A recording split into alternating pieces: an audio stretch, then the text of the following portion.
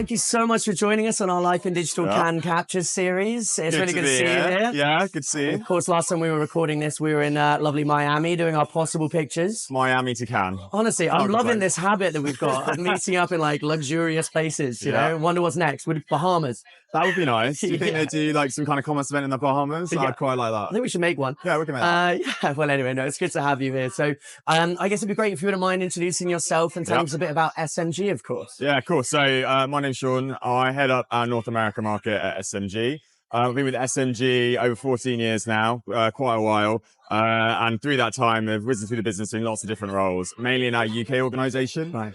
What SMG does, it's got three parts to it. In the UK, we've got a brand side business that works with brands like General Mills, Kellogg, Pladis, and they do all of their media planning, buying, campaign management and evaluation across all of the top retail media networks in the UK.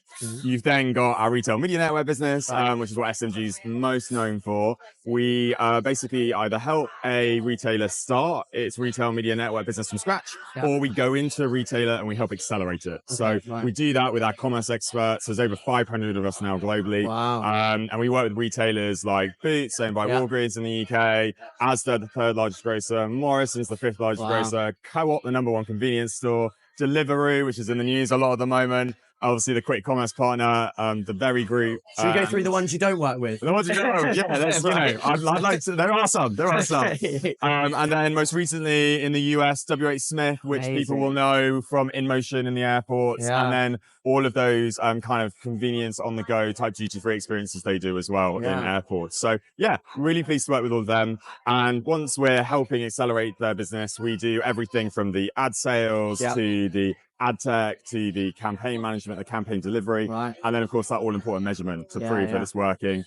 End-to-end managed service, white label for those retailers. So you might know the names of like Boots Media Group, LS11, Morrison's Media Group, the WH Smith Media Network. Those are all the ones that we're helping power. And then the final bit of our business is Plan Apps, which is a operating system for retailers to ultimately help optimize and run efficiently that retail media network. So it does all of the media planning. It does the inventory management. So if you're a retailer, you can see what inventory is working well for you versus what inventory ultimately needs to be delivered and optimized. And then of course you've then got the insights behind all of that to drive it. So it does a lot of the measurement for brands. And brands can log into that self-serve or the retailer can manage it themselves. So options. Yeah, well, a great run through. I appreciate that. That's why I say long. No, that was perfect. I mean, I know so many great things about SMG, and thank you. Especially you being there 14 years, as you say, right? What employee number were you when you started? I was in the low 20s. Wow. Low 20s. And yeah, it's a bit mad. We do a annual get together when I'm standing there presenting to the business and you're looking out to a room of 500 people. It's a little bit of a like pinch me moment. It's amazing, the growth story. It's been great to be a part of. Oh, amazing. Well, congrats on the success. Thank you. And of course, we're here in Cannes. It is busy around us. Beautiful. Yeah, beautiful, right? Like, tell me, I know we're coming towards the end of Cannes now. Like, are there any sort of main takeaways that you've had, or were there any maybe sort of topics you've seen discussed more than most? Any thoughts there? Do you know what? It's been really good to see at Cannes this year. It's my second year, and it's the first time that Cannes Lines themselves have recognised retail media. So they did an award, a whole category around it. I think that really shows that it's now very much mainstream media. It's not a niche. It's not something that is, you know, the less glamorous side of media. It's been seen as an opportunity to be truly creative. And some amazing agencies and their brands have done some great work internationally on that. Fantastic. So really pleased to see that. I think the other thing I've seen just walking around is that everyone's here. Yes. Like, I think you always question, should you go? The answer is you should go. I've had more meetings this week than you could count in the number of weeks. So it's been really productive to meet and connect with people. Some brilliant panels as well. I'll plug the T-Mobile one I was on. It was a brilliant conversation with TikTok, with Google and Uber Ads and myself, talking about, you know, the ultimate power of the store, which I think is something that North America is now really focusing on, and looking at how they digitalize that store and bringing campaigns to life and connect it to that on-site and off-site that they've done such a good job at. So I think that was very good. And then I also would say that some of the publishing partners have done some really great content as well. So like AdWeek's Ad House, brilliant campaign, have done a great event as well. Amazing. So yeah, lots of good stuff. Yeah, well, that sounds great. And your second Cannes then, okay. So Any Cannes tips then, maybe? If you had someone who's maybe thinking, look, I want to come next year, like any advice from the two you've had? Well, we should all probably be using AI, right? So I did do this. I got out my AI tool. I won't say which one, but I got it out and I said, right, here's everything that I'm seeing. And I was like, look at all of the great content that's on. It's very hot, right? It's like, what, 30 degrees today? Like, it is very warm. I'm in trousers, you're in shorts.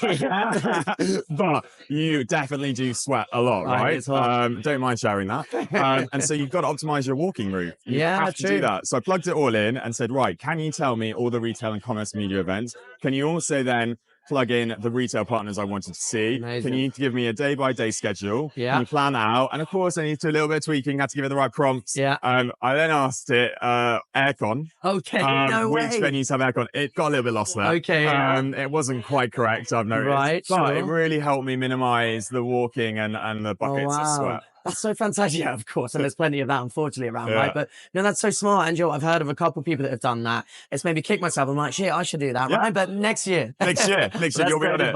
Great advice.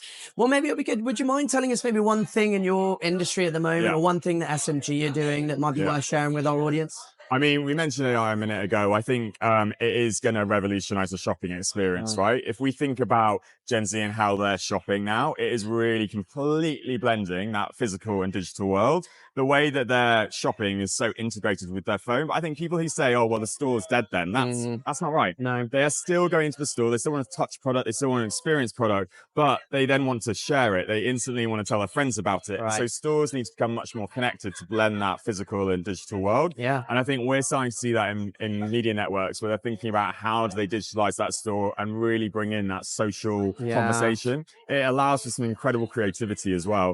And TikTok, we're talking about a really interesting thing they did in Canada with Sephora, where they basically had TikTok influencers on screens in store. So they were really talking to the people about, you know, how to build this look, how to buy that product, apply that product, make it look great for you. But they were doing it in the store with TikTok influencers. And I think these are the kind of things we're going to start seeing more of. And I think for brands, that's an exciting opportunity to blend that physical and digital. And also target people where 80, 90% of still sales are happening, right? In most verticals, it's still the store, especially when you're talking about grocery and beauty, those kind of categories especially, is store driven. So I think we'll continue to see a lot of that. Great to hear a lot about it here. And next year, I'm hoping we see some really good campaign case studies out of it. I'm sure. Well, that sounds amazing, right? And so I guess there's so much creativity and ingenuity that's coming in to link those in-store and online obviously experiences, right? So it's good to hear about them.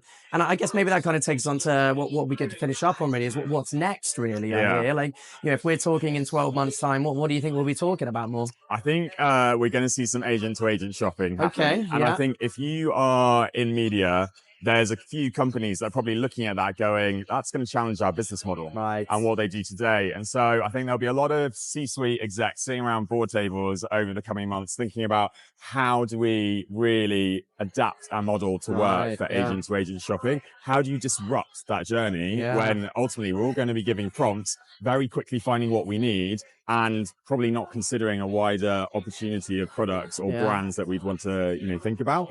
So I think for advertisers and the ad tech companies that exist around there as well, there's an opportunity to think about how we get involved into that conversation, but also make it intuitive, right? There's nothing worse than bad advertising that really irritates customers or gives them an ick, right?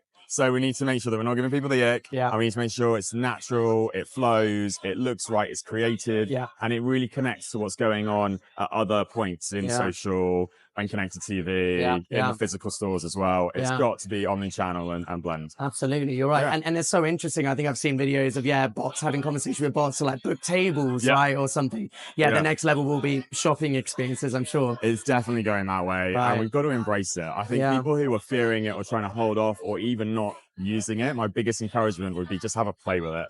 You've got to get in there. You've got to give it a go. You're not going to be an expert. No one's an expert. That's fine. We're all working out together. But the people who don't use it or hold off it are the people who will, unfortunately, not make it to next year's Cannes, I think. Fair enough then.